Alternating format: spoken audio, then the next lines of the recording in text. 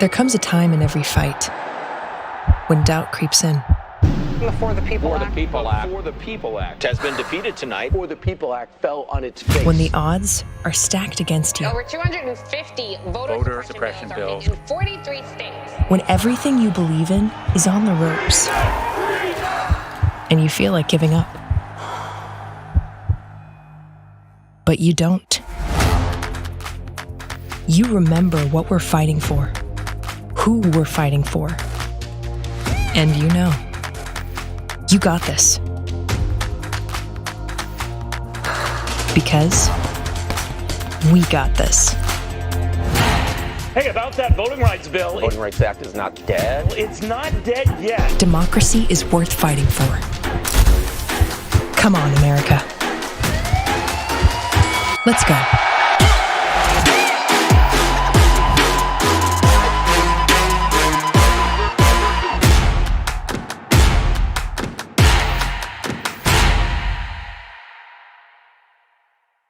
I think a point that I can agree with is that America is an idea. The idea of America is something to be proud of.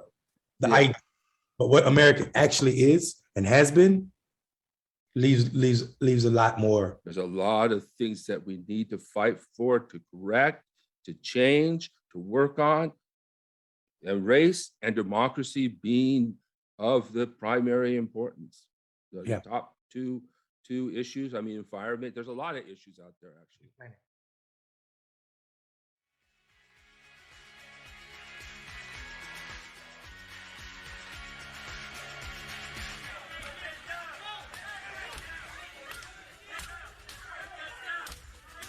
Now, according to public reporting, D.C. Mayor Muriel Bowser first called Army Secretary Ryan McCarthy to ask for help at 1:34 p.m.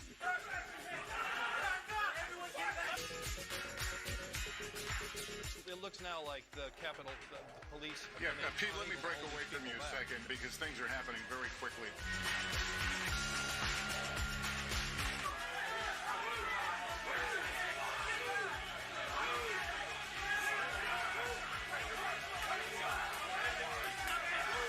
According to your written testimony, you were, quote, aware that demonstrators had breached the Capitol.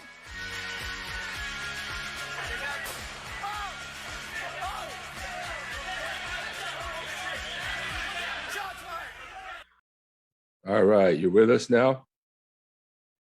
Yes, I There am. you are. There you are. Awesome. Awesome. You got a great beard too. Yeah, just work to do it. All right, good, good.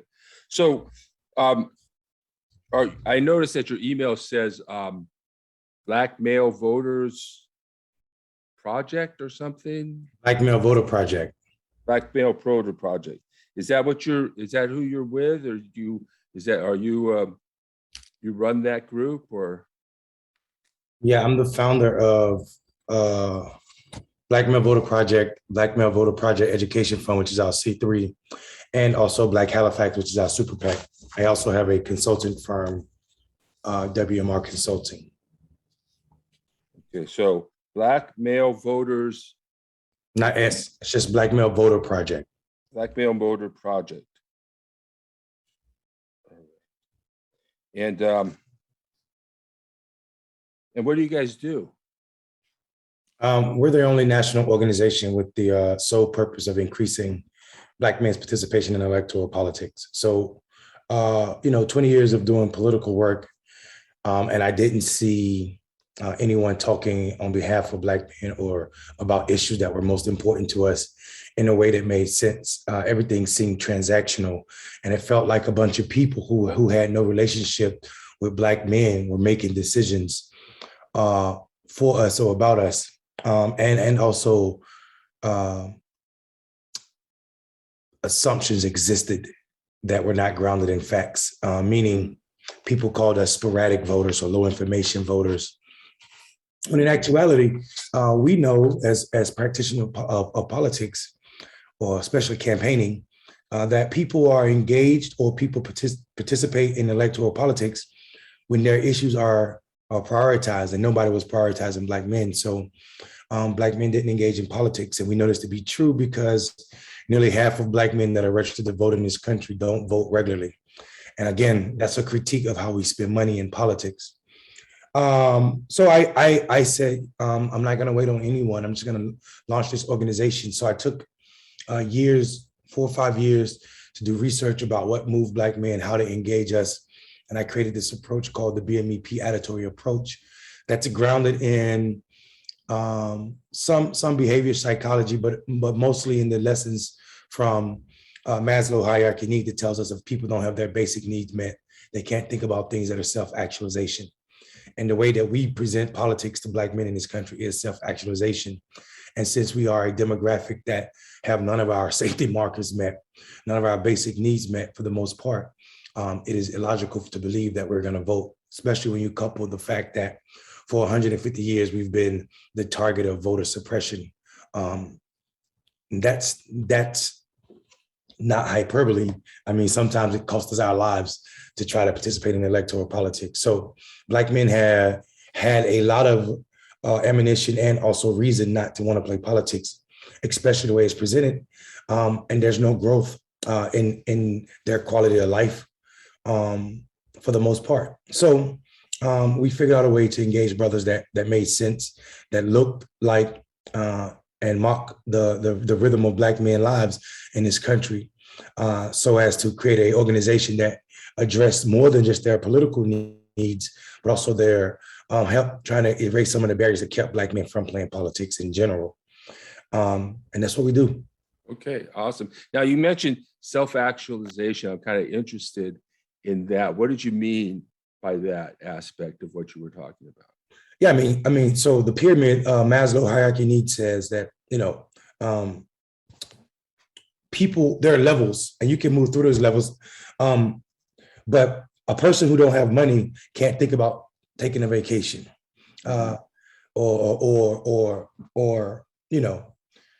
anything that's about you fulfilling your highest self. When you're starving and all you're trying to do is feed your family, it's impossible to talk about voting with that mindset or to prioritize voting.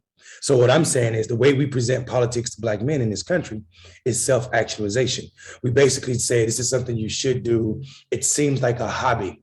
The way we show up 2 months before an election day talking about this usually white candidate is the great white hope and is going to change everything wrong in your life. That makes no sense to a person who is suffering, right? You can't tell a Black man he needs to be an environmentalist when all he's trying to do is be a survivalist because he's starving, dying, trying to survive the elements, not just the physical elements, but police trying to kill you for being Black, or any other of our systematic racism systems that have been systematically killing Black men, that has led us to have the shortest lives of all demographics in all of North America. The over-policing of Black bodies, specifically Black men, the over-incarcerating, the over-suspension and expulsion from school, and I can go on and on and on with horrible markers to show you that Black men are just trying to survive in this country, where we've been asked to be something like super voters or environmentalists or anything that makes no sense about a person who's living on the margins or to a person who's living on the margins. Okay. So you contacted me because you wanted to ask me about what I'm doing and reaching out to the middle. And so I wanted to have you frame the question a little bit for us of what you wanted to talk about. Yeah, I'm less curious as to, well, I should say because I hear this often that we need to talk to, these people who are either ticket splitters or middle of the road or conservative leaning.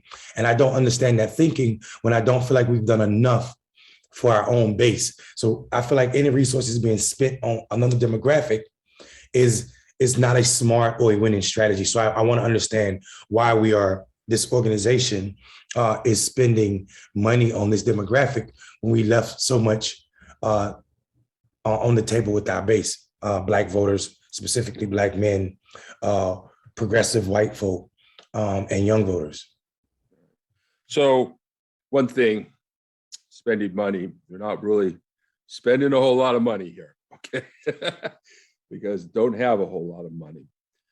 But the main thing is that we need to reach the middle of the country because we're losing. We're losing not just because we can't get our base out, although getting the base out is a problem, and I understand the role of getting the base out. It's when getting the base out conflicts with reaching out to the middle. It's when we create a situation in which we're driving people away from our side rather than bringing them in. And so part of my thing has always been to reach the hearts and minds of the American people. And I've always found that what every year it's gone on since college, the left has gone inwards towards its base and started to come out, draw battle lines in places where battle lines should not be drawn. And then we have a thing like, wow, we were able to beat Trump, but we weren't able to beat the Republicans because we've lost the middle of the country because we've gone off too far. Maybe we're a little extremist. Maybe we're just as much a part of a cult as the right is, although our cult is different. So we've got all these things that the left is almost its own culture, its own unique perspectives in all this propaganda, and I call it propaganda. Everything is propaganda, so it's not a negative definition. But all the propaganda has locked us into struggles on battle lines where we shouldn't have struggles, like for instance, on religion. Even race as a battle line is problematic. Ideology. We have a battle line, a struggle over ideology. And so if we're going to alienate Americans, make enemies of Americans, of the middle of the country, then we're setting ourselves up to lose because the enemy is not American. We are trying to get Americans to the polls. We are trying to get Americans on our sides, not try to alienate people for being Americans or for being Christian or for being not in our same ideology. So my thought, and I go back to before Trump lost the election, before the election, we were all training for an authoritarian takedown of our government. We were all preparing for that. And I think we still need to be prepared for that.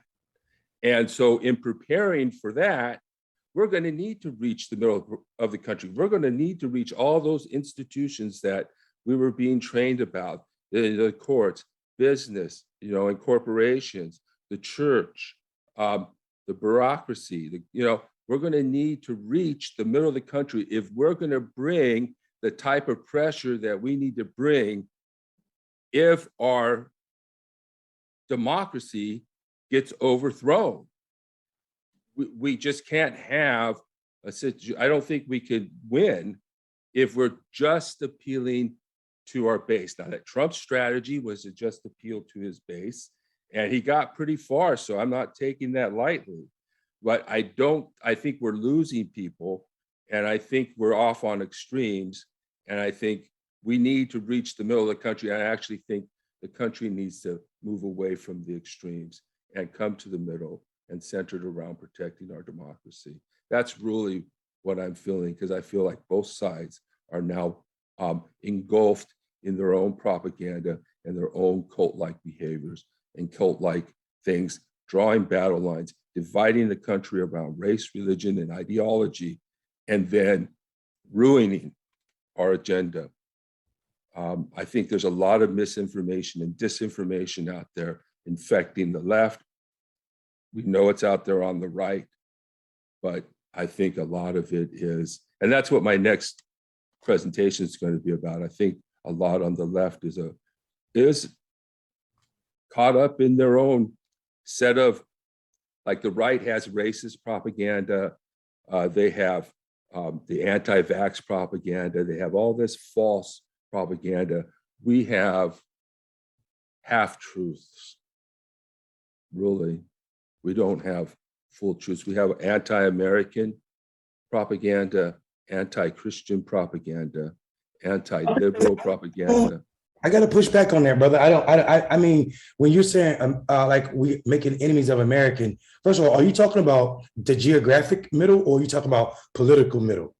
Mostly political middle. I'm not really thinking about geographic middle. I don't, there's no political middle in America. It's not. I mean, people vote the same way all elections. And I think there's a misconception that our base isn't enough. The majority that makes up the coalition that won 2020 is absolutely enough to defeat the Republican Party. I don't think it's okay to say that, you know, the left and right are both operating extremes, because we are obligated to be extreme against injustices. We are obligated to be extreme against racism. When you have Congress folk on the Republican Party that are operating the way some of these people are operating, lying about COVID, which is killing 1,200 Americans today, every day, still 1,200 Americans are dying from COVID. And you have, just like Congressman Johnson just said yesterday, the Republican talking about, oh, it's a Democratic, this new strand of COVID is a Democratic midterm strategy. No, you have to be extreme when you scream about that. When you have a congressperson putting out a cartoon version of himself shooting and killing his coworker AOC, you have to be extreme when you push back on that. It is not okay in any other field. A coworker putting out an animated video of him killing one of his coworkers would get him terminated. Mm-hmm. We're not playing on the same axis. America is. I think what happens is we're in a space where we've never seen two generations this big back to back are taking over so fast of who our electorate is. And I don't think the status quo is comfortable with that loss. I'm super excited about the fact that millennials are bigger than the baby boomers, and also America is darkening. Millennials are 42 something other than white, and the generation behind them is about the same and also larger than them. So we have 1 in 10 voters in this country in this past election were younger than millennials. And millennials, when you couple millennials and also the generation behind them, I think the way of thinking of the past is old. There's no middle class anymore. There's no middle voter. People are Republican, people are Democrat. That's it. I don't think drawing lines over race, a woman's body, or any type of oppression is a bad thing. We should have those lines. Those are battles we should fight. That's what democracy is for. Democracy is to address those harms. And every time we amend something or we make our Constitution bigger, it's to bring more people into the fold. Republicans aren't trying to bring more people into the fold. Mm-hmm. At this point, the Republican Party that I see is unhealthy with the racism, bigotry, and sexism, and it's disgusting. And we have to push back. I mean, I have a hard line against a woman not being able to control what's going to happen to her body, like we saw in Texas. We should be extreme. We should be loud against that as Americans. I'm not here to make Republicans my enemies. I am here to tell them where I differ on beliefs, and they should do the same. But to say that, you know, the left wanting to, we are a small part of the entire population of the planet. This country is the only country where people are debating climate change in this context. Climate change is real. We have elected officials, high-ranking elected officials, denying it. I'm talking about the last president denying climate change. Mm-hmm. These are things we have to be fanatical about. I would say, and I've said it before, that being a moderate, being in the middle is not the solution either, because there's propaganda for people in the middle as well. And so it's not a matter of, because we do, and there are threats and there are reasons to be angry and upset, and there are things we need to fight for. Just because somebody says democracy is threatened, democracy is under attack, does not mean they're wrong about that, just because it seems like it's extreme or that. But at the same time, I think some of the examples you're pointing out are sort of the extremists fighting against the extremists. I think there is a middle of the country. And I think if there's no middle of the country, then we have a terrible problem. It's not something that we should ignore. I mean, a lot of elections are fought over the middle, as you're aware probably. And I do also think that some of the stuff on the right and some of the stuff on the left is just wrong. And so I think there's an excessive negativity about people that's there, that somehow, that somehow white people are not amendable, or there's something wrong with people or something. It's just that I think there is a middle of the country. If there's not a middle of the country, we need to create one, because we're losing. And when you say we're losing, what do you mean we're losing? Well, look at the last election, right? Republicans essentially have stymied the Democrats' opportunity to pass any legislation that's going to protect democracy. And so if we can't protect democracy, then we will not be able to win elections. If we can't win elections, we're going to fall into authoritarianism. We're going to further slide in that direction. But that's the Republican Party. We won the last election. The Democrats won the election, clear.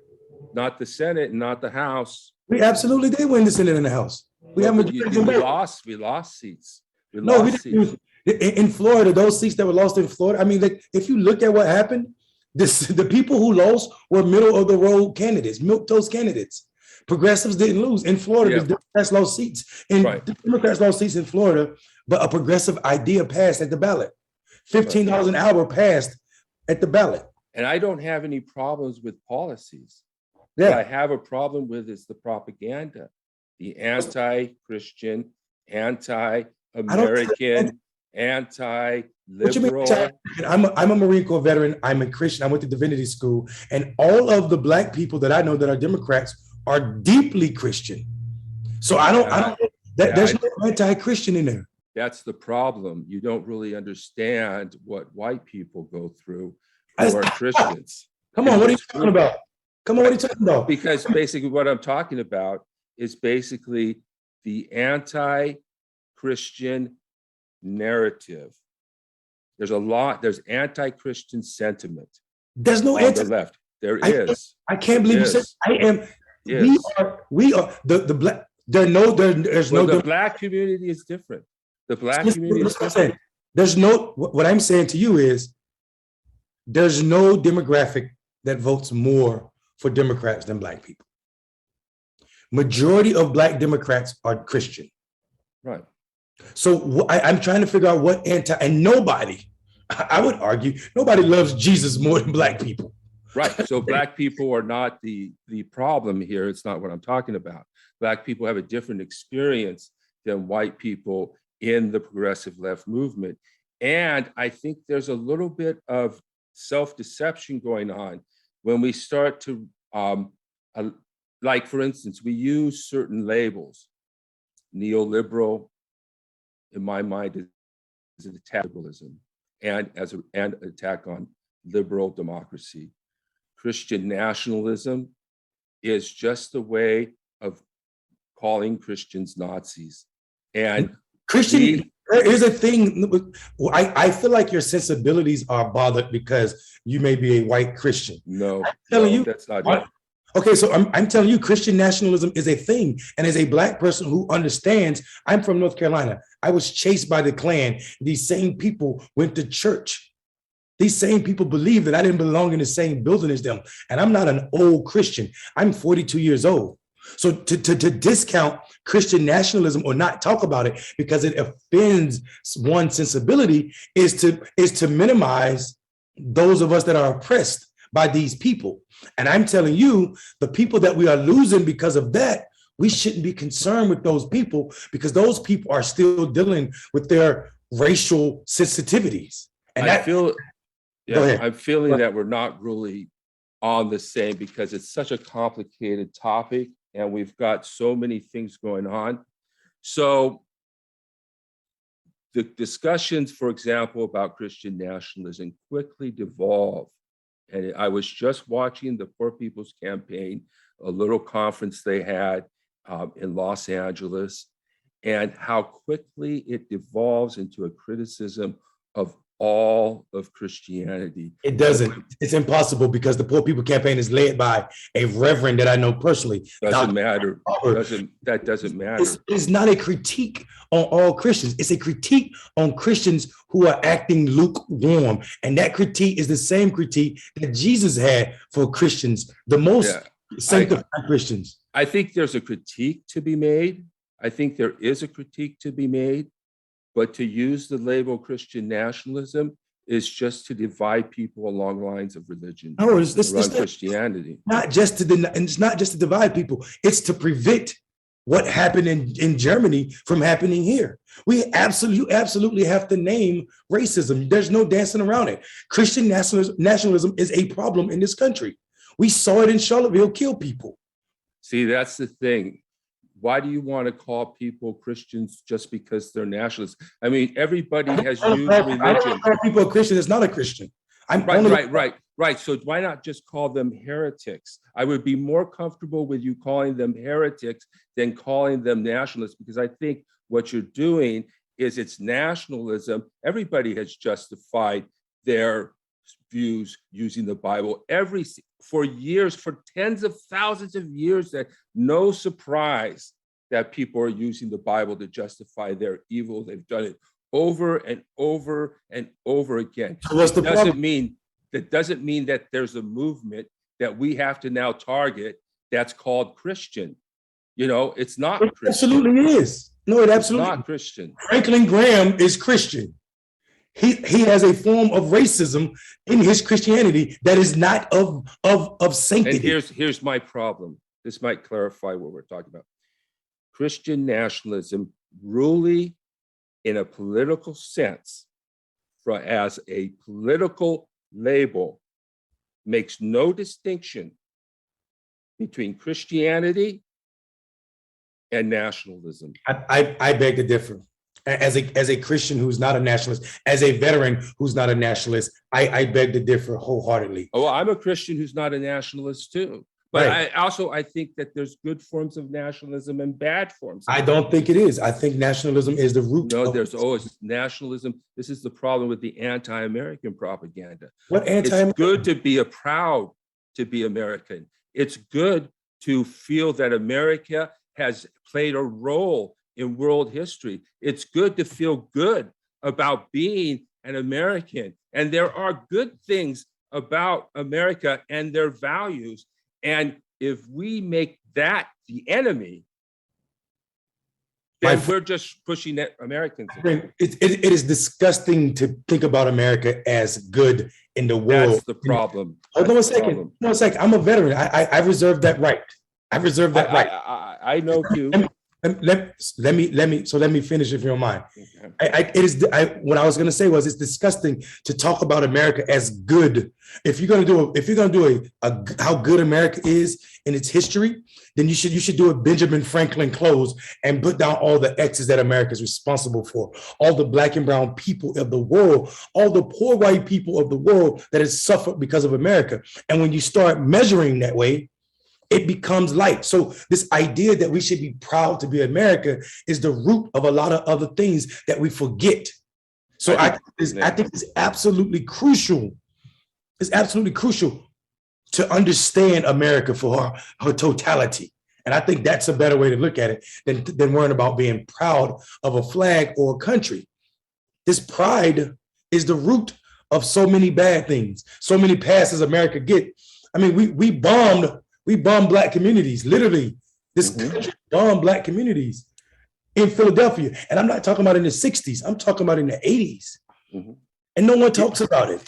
Well, we should talk about it. We should talk about it more. And we should talk about all of these things. But we should also recognize that there's another side to America, that there's also good in America, that also there are American values that we stand up and ideals that we strive for that are good, such as democracy, such as freedom, such as, you know, the old idea of the melting pot, the idea that we all live, you know, together, and that right now a good idea of nationalism would be, you know, hey, we've got a disease that's coming in from out of this country. We need to get together and protect our fellow Americans. That's a positive form of nationalism. Get together to help protect Americans. That's entirely too narrow, negative.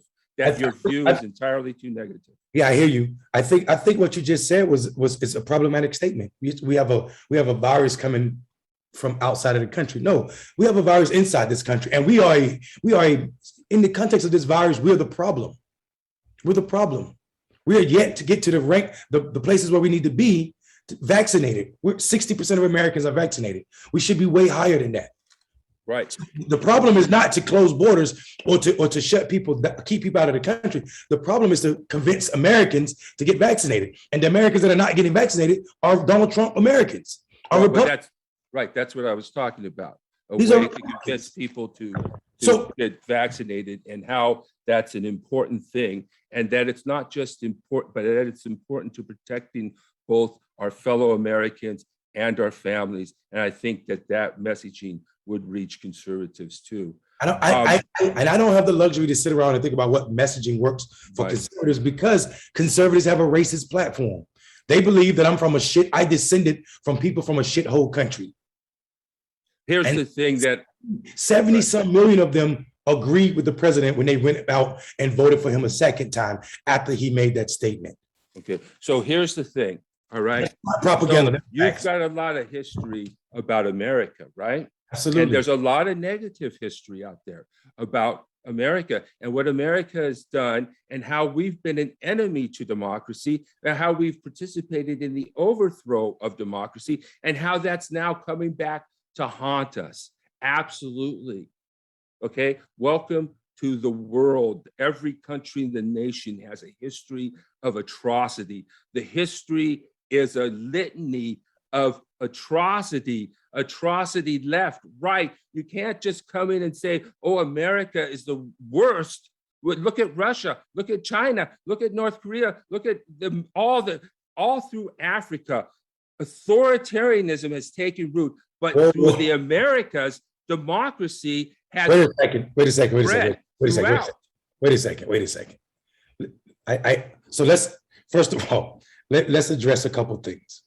I'm not an isolationist, so I understand the plight of my brothers and sisters in North Korea and Russia and everywhere where people are suffering. I get that, but to minimize America's. Nobody's minimizing anybody. Hold on, listen. I'm just saying you're way too focused on the negative.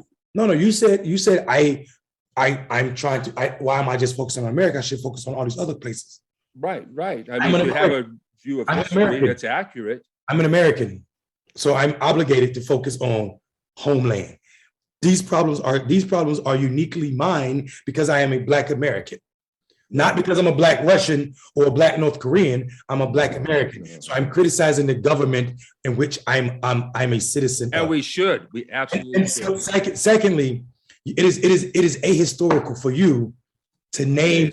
Let me finish. It's ahistorical for you to talk about the authoritarians that are controlling African countries right now when you're not criticizing Europe, because Europe is the reason authoritarians are ruling African countries. I think Europe is part of the problem. Part of the problem. But also is Russia, so is China. No. Russia is part of Europe. Right. No, so Russia. China had no control of Africa pre-60. These were all European countries. China has a different region.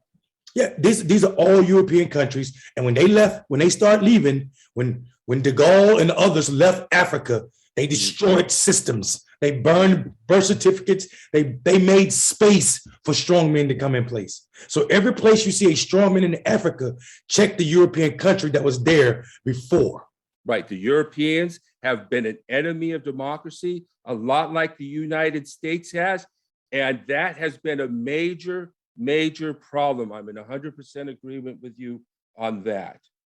I think, though, that your views are ahistorical or selectively historical, because I think the problem we face is not just the problem of American racism, it's the problem of human evil.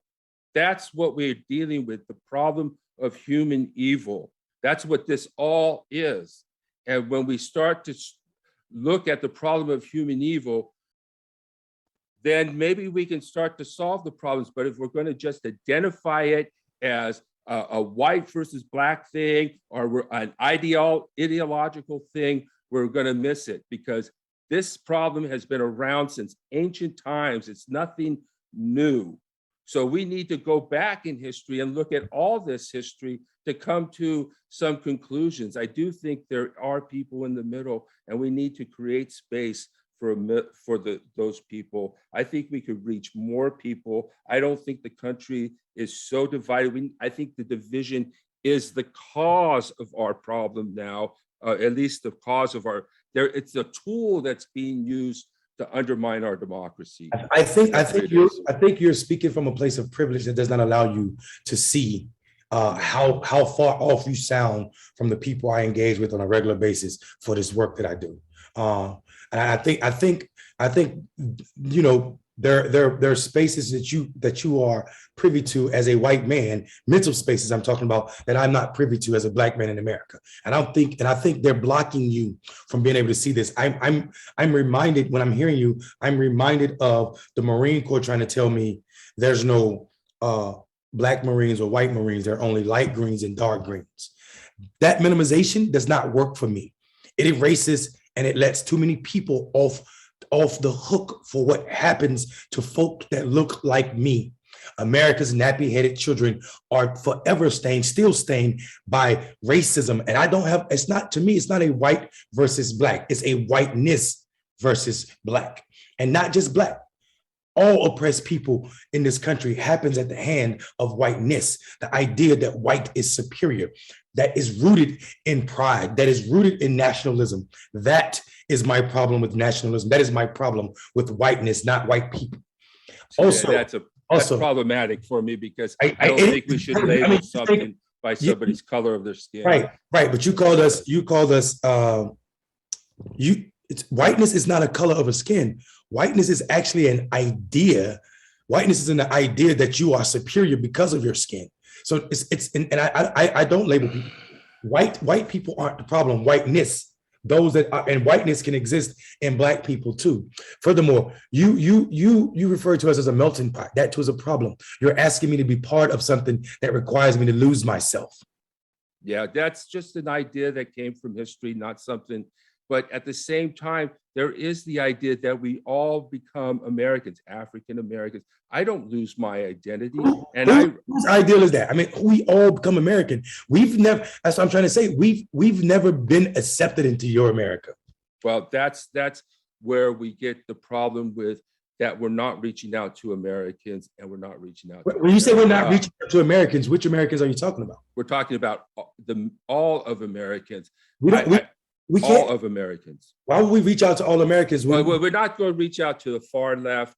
You know, the far left are the people we're going to oppose. The far right are the people we're going to oppose. There's obviously people that are unreachable. I agree with that. But there are people who are reachable. But if we continue to come with this anti-American type of anti...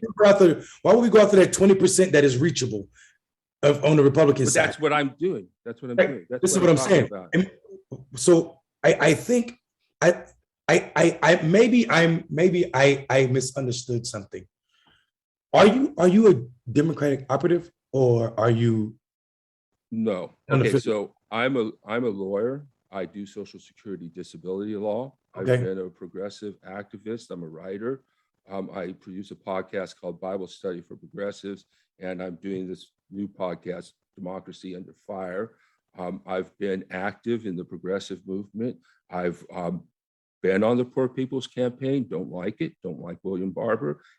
due to my experience working with the Poor People's Campaign, and also their policy on Christian nationalism, which I think devolves into a Christian hating fiasco. And then also I've been writing for laprogressive.com, writing for BuzzFlash. So I've been working on the progressive front for quite a while now. And I think I take homage. I think a lot of the times we misunderstand what the progressive front is on our side. I don't see progressive the same way it's traditionally used. Like, so to me, I'm not impressed with Bernie Sanders as a progressive. He's not the creator of anything progressive to me. I mean, his platform was weak at best. Jesse Jackson had a platform in the 80s, in 84 and 88, that was far more progressive than any candidate since then. And yet we still refer to progressives as folk like Bernie Sanders and others. That's not to say that I don't like Bernie Sanders, because I do. What I am to say, though, I'm saying what we label as progressive is usually white leaning, white centered. The ideas of progressive for me, as a Southern Black person, I know more progressives that don't even call themselves, that aren't even labeled progressive, than we could ever figure.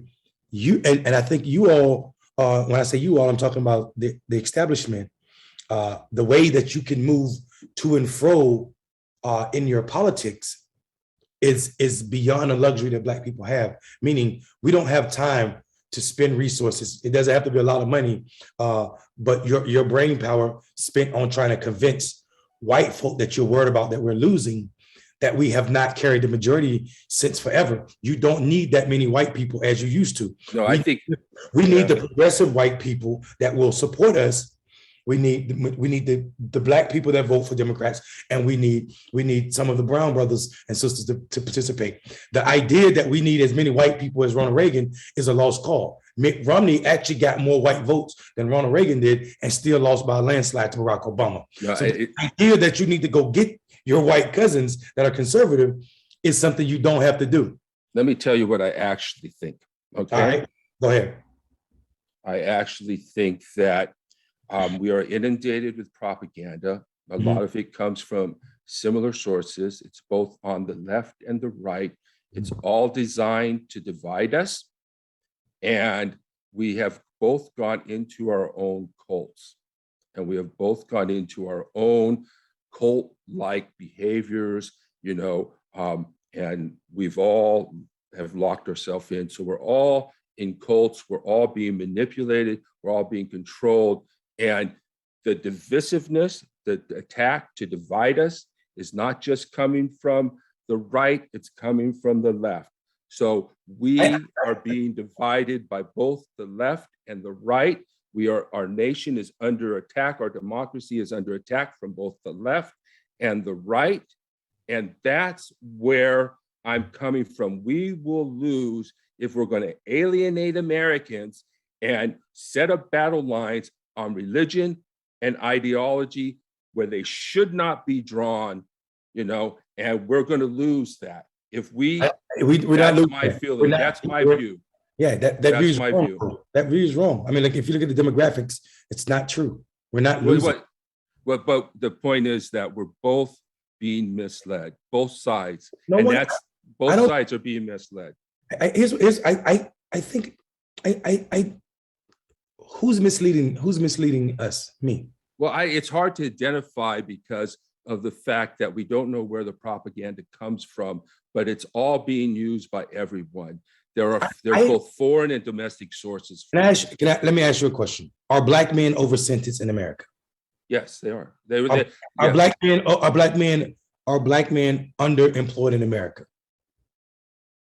I think they probably are. I don't have the stats on. We absolutely are. Okay. Our unemployment rate is double that of white man. Our unemployment rate is even worse. Right.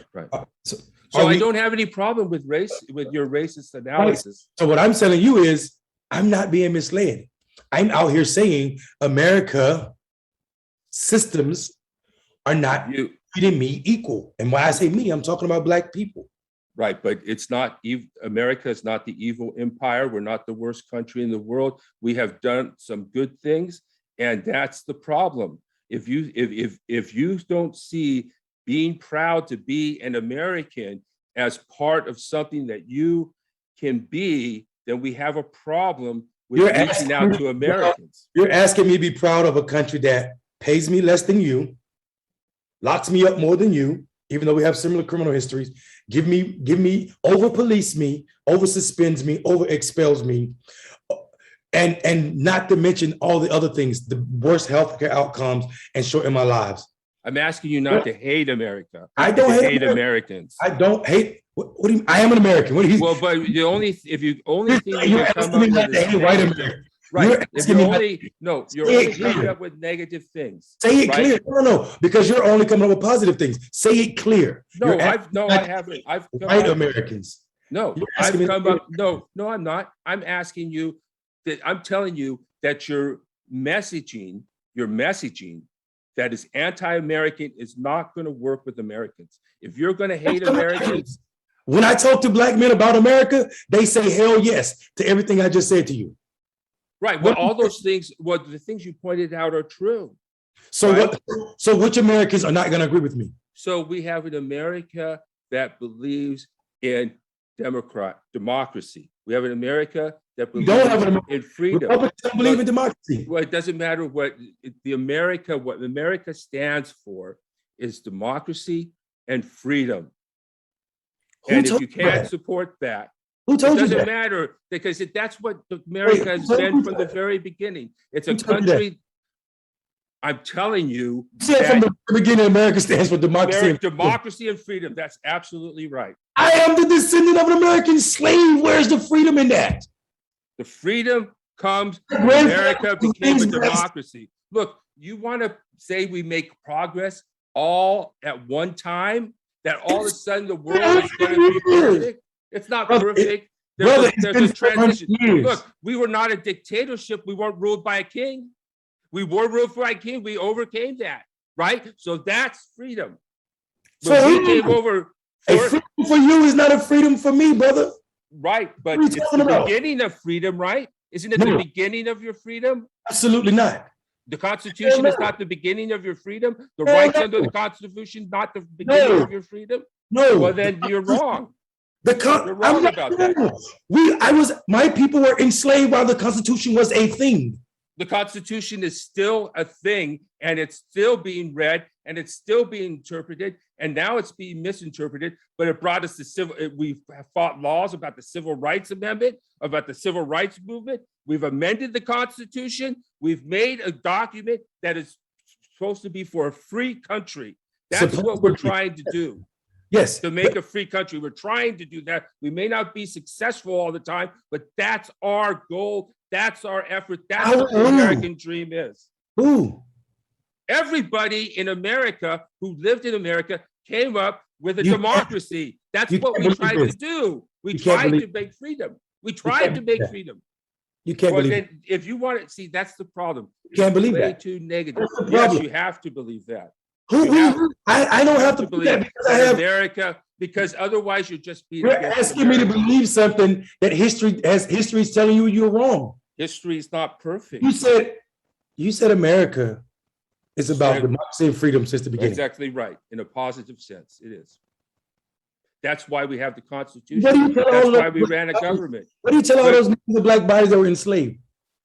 That's why we had to. That has to be fought for, just like anything else. I'm not saying we became a perfect nation. I'm not saying we became.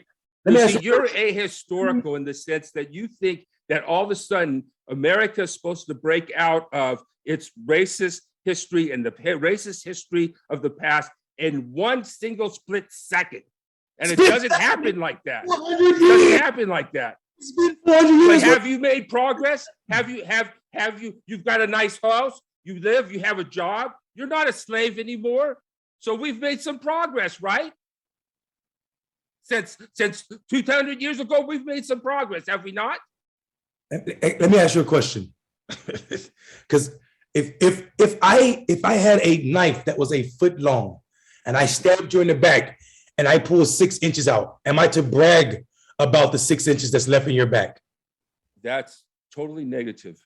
That is totally America for Black people. I just listed everything that it means to be a Black man in America, and you agree with every one of them. And you're telling me to say, forget those because I'm not a slave anymore because I can work and own a house. No, I'm not saying forget those. That's not what I'm saying. I'm saying don't diss America and Americans just because it has a horrible history. That every country has a horrible history, and every country has positive things, and every country has ideals to strive for. America has a horrible now. I'm not even talking about her history. I'm talking about her now. The stats that you and I were talking about Black men, it's now. Right, now. So we got to do something to change that, right? We got to do something to change that, right? So why are we picking on Americans? Why are we attacking fellow Americans? Why are we on the onslaught against America? It's your because we hate America. It's your white sensibilities that's offended. It's not my white sensibilities. It's the fact that we need to reach out to Americans. No. If you want to tell me American is a terrible place, is a horrible place, and that we were just a totally unjust and terrible nation, then I'm going to reject you. That's it. You can reject me. That's fine. But I want to tell you that white American supremacy is a fucking terrible place to live. That is a terrible place, but not every American is a white supremacist. Nobody's talking about every American. I'm not talking about every cop. I'm not talking about every Republican. You're talking about the extremists. Ones. You're talking about the extremists. How am I talking about the extremists when listen, we just had an election. More than 60% of Republicans believe the election was stolen. That's right. That's not an extreme. That's the majority of them. I don't have time. The majority of Republicans, yes. Exactly. I don't have time to talk to a majority that believes that the election was stolen when I know it wasn't. I'm not with that. I have to turn out, I have to engage those folk who see the world the way I see it so as to get more of them participating in elections. Okay, that's something that everybody has an objective for. And I think that's valid, but at also time, you got to recognize that when you limit yourself to just the way you see the world, you're going to be limited in your view about what things are. I hear you, duly noted. But the good thing about it is, I do not need to. I like when people use the argument you just used because it implies that I'm supposed to find time to go dance and dine. I'm talking proverbially. With Klansmen. I don't care what they think. I don't care how they think. If you are a racist, I don't need to know how you see the world. I'm not interested in that. So I'm fine with that blindsided. If you are a racist, if you feel some type of way about me and racism and my stance on racism and it bothers you, I don't care how you see the world. I'm not concerned with that type of people. Right, but you may see too many people as racist and be too negative towards them. Why is that? Why would I see someone as racist if they're not racist? Well, because there's the whole idea about racism is a big thing. Is it really an individual? Is it institutional? Is it systemic? And there is personal racism and people are racist. But I think when you go about calling people racist because they have a different point of view than you, then we have a problem. You're not racist. A person is not racist because they have a different point of view than me. A person is racist if they have a racist point of view. Right. So you got to identify that racist point of view before you can. There's tons of people. I don't need to identify it. Well, I mean, what I'm saying is there has to be some racism in the individual for you to call them racist. I don't call people racist that aren't racist. Right. Well, racist is also not a permanent situation. Right. Well, I can't speak for you. Right. You can be progressive in one moment and racist in the next. Well, yeah, there's a lot of racism. There's acts that so I don't call there would be a point. There would never be a point where I call you racist if you're not a racist. I don't do that. But if you are racist, I'm damn sure gonna let you know. Yeah. Well, there may be a point where you might be picking on people that aren't. Picking on people. Brother, I'm telling you, you need to check your white sensibilities. You, my friend, are suffering from white. No, that's not true at all. That's not true at all. You just are not listening. The main thing that I'm trying to say, okay, is that the negativity against America in the propaganda and you've basically said you're pretty negative. You won't call yourself American. You don't think people are proud to be. Well, you won't be proud to be American. You can't be. You can't see anything positive about America. Stop. Don't. I talk a lot. You don't have to make shit up for me. I said I am an American. I said I remember that. I will not say I'm proud of America. Absolutely not. Right. I will not. I will not say that. That's a dividing line. That's a dividing line with us. I'm not proud to be an American. I'm proud to be an American.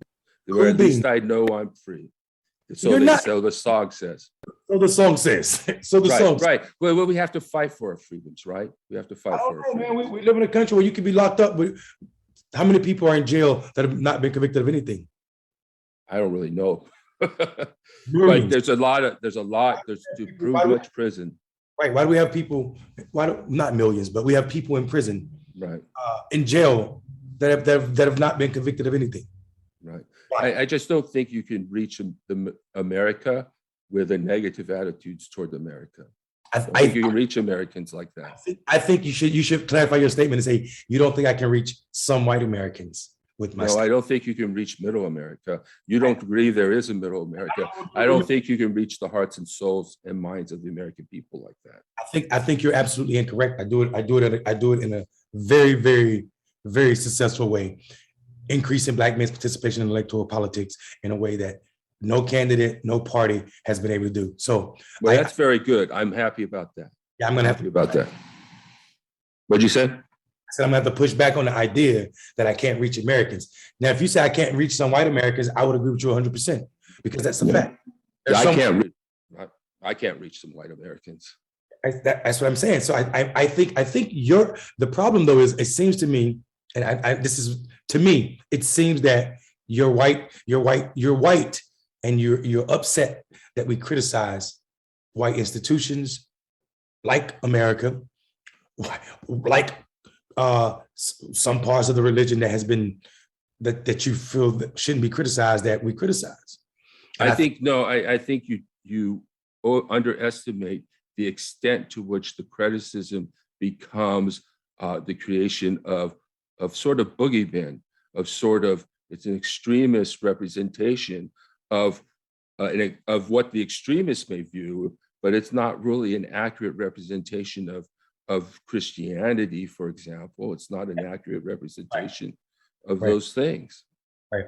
I don't think it's a critique of radical Christianity. I think it's a critique of racist Christianity, and it should be criticized. Well, it should be criticized maybe in an academic context, but in a political context, it becomes, here's my say, in a political context, it becomes a political label. It just devolves into anti-Christian rhetoric. It doesn't make that distinction to the public. What it appeals to and what it becomes is just an anti-Christian type of event or view, and it doesn't have that distinction that you're making.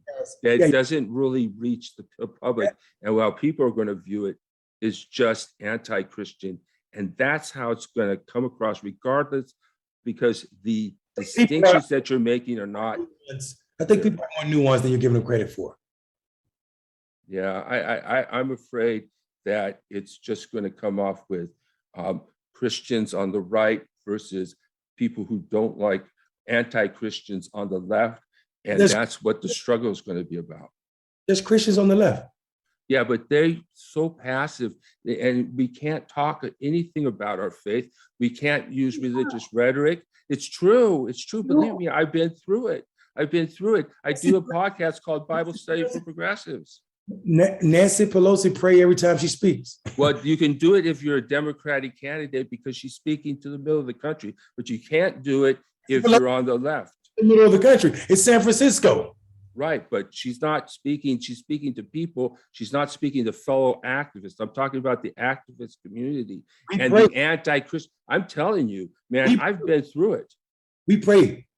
Yeah, you pray, but then you go ahead and attack Christians and set up a battle between Christians and all Christians. I don't attack all Christians. but that's what it comes off as. I attack the Billy Graham types and his son, Franklin Graham types. Well, Billy Graham is a little old and different from Franklin Graham, but Franklin Graham is pretty bad. Billy Graham wouldn't let black people worship with white people. So Billy Graham had a different, the whole era at that time was quite different. Billy Graham started to introduce politics into the situation, whereas most fundamentalists view themselves as apolitical, falsely probably at that time. But yeah, I just think that what this is designed to do is not to distinguish, for example, between nationalist or false Christianity and real Christianity. Right.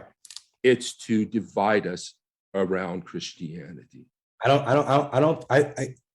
think for me, I think here's the hang up is I think we're having different conversations because the way black people show up in politics and the way white people show up in politics. Because I'm telling you, majority of the Democratic percentage-wise voters are black, and majority of those people are Christians. So I for me, I'm gonna have to acknowledge that I'm a little ignorant to what you're saying as it pertains to white Christians not being able to like worship or bring their Christ organized or bring organized using their faith, organize at church, organize like the black community. And I think it's because of mass unity, total unity around the issue of racial discrimination. Right.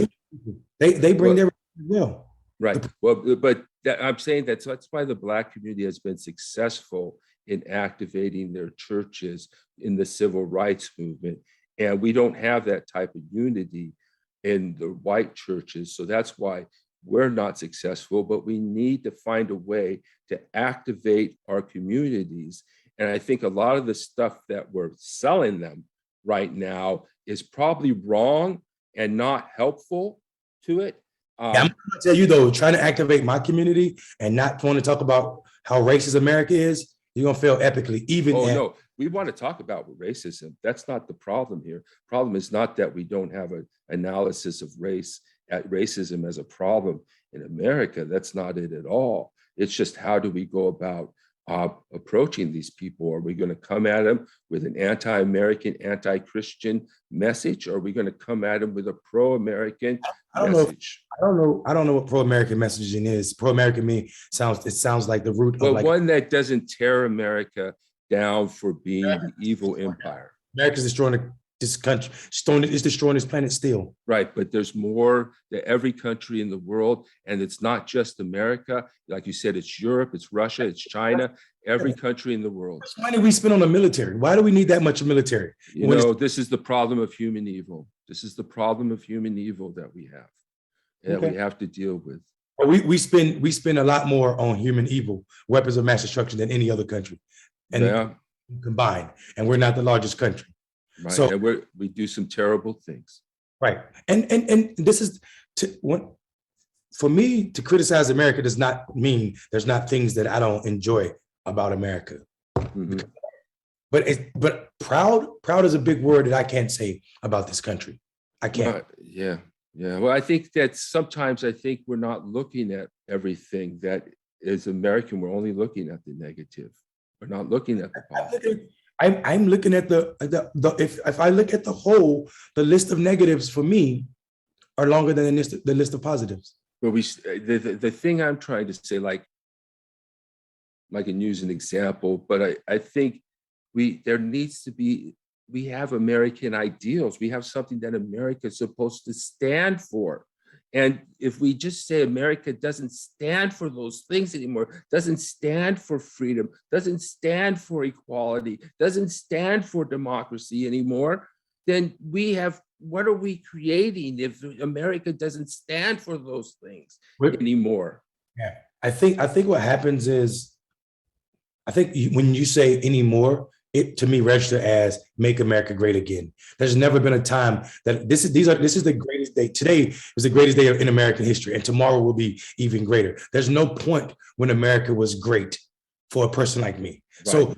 So what I'm telling you is, when you say anymore to people like me, we get jittery, because there's no standing for freedom. And what you're asking, what we're fighting for, we're fighting for America for its first time to stand for freedom, not just for one type of people, but all Americans. Well, I think that, and we can't run around proud-eyed if we're not fighting for America to be the free nation that it claims to be. But we do need ideals to strive for, and that's what you're taking away. Again, that's your right. But to say that America is not the land of the free is an ideal, and you can point out the facts about how it is not the land of the free, but it doesn't change that it's an ideal for which we should strive. Absolutely. That's what it means. Absolutely.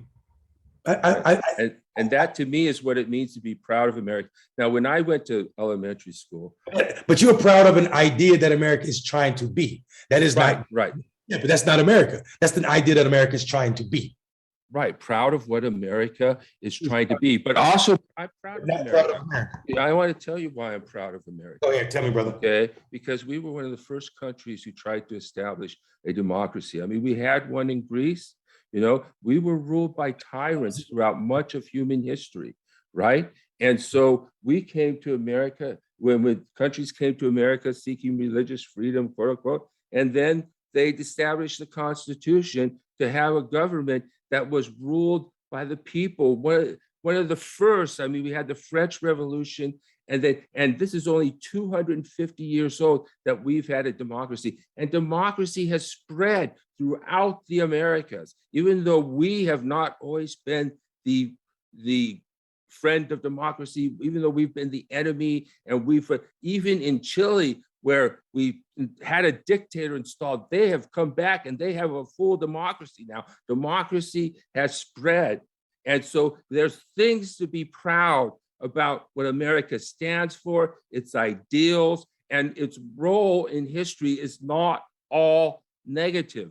There's a positive role to stand up for human freedom. And that's why America is the beacon of democracy. It's not a perfect democracy. It's not a perfect beacon. It's the world's beacon, as imperfect as the world is.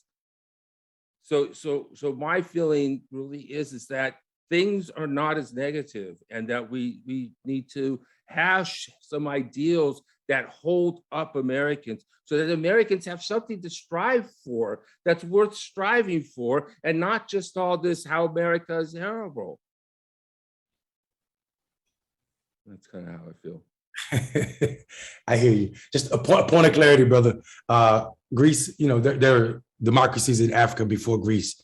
That Greece actually mimicked. But I hear what you're saying. So I think a point that I can agree with is that America is an idea. The idea of America is something to be proud of.